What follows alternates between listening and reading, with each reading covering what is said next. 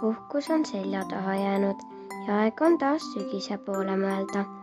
Nagu ikka öeldakse, kõik on uus septembrikuus. Ja tead mis? Sina lähed nüüd lasteaeda. Äkki mulle lasteaiast.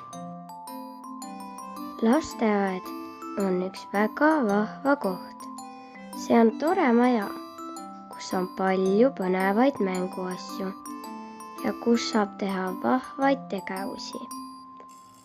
Seal saad omale oma päris esimesed õpetajad ja leiad endale oma esimesed sõbrad. Kui hästi läheb, siis jääte te mitmeks aastaks headeks mängukaaslasteks ja ehk õnnestub hiljem ka koos kooli minna.